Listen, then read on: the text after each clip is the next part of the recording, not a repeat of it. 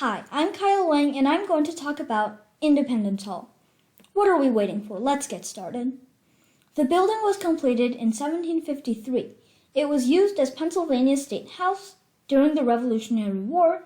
It was used in 1776 as the location of the Second Continental Congress, where they drafted the Declaration of Independence.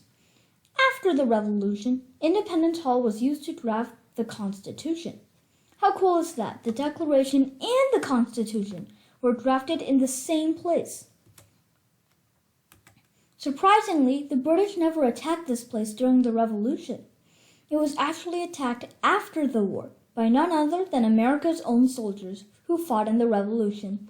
These veterans didn't get their pay and were really steamed.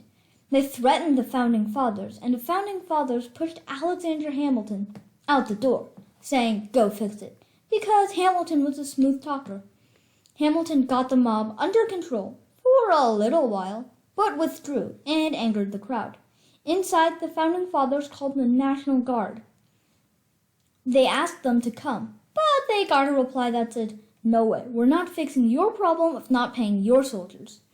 The Founding Fathers got so frightened that they snuck out the back door. Then they paid their soldiers, once they were safe. That probably taught them a lesson. Don't forget your debts, or you might have to push Alexander Hamilton out the door saying, "Go fix it," followed by sneaking out the back door. Or maybe just a simple, "Don't forget your debts or you'll regret it." The picture you see on the right is where the Second Continental Congress was held and where the Declaration was drafted. One of the tables even has Thomas Jefferson's cane on it. Quick fact, George Washington's chair had a picture of a sun setting. Or maybe it was a sun rising. Ben Franklin saw it and wondered which one it was. When the Declaration of Independence was agreed on, Ben Franklin decided that it was a rising sun. A sun signaling the birth of a new nation, not the setting sun, signaling the end of their nation. The room on the left you see is where the people of Philadelphia used to hold trials. They would put the defendant in the cage-like contraption you see next to the table in the middle. There's a building right next to Independence Hall called Congress Hall. There's a second floor where the Senate met.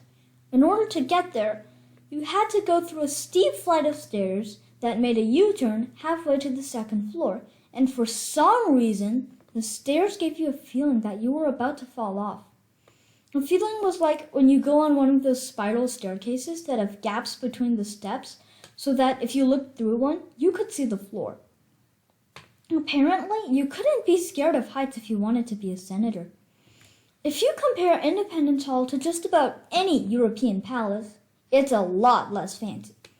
I suppose I can understand because they were struggling to pay for the war, so they probably couldn't afford a fancy-pants palace to decide things. I know they didn't have the money for it, but I still feel like the place America was born should be a bit more fancy. Please remember to like this video and subscribe to my channel.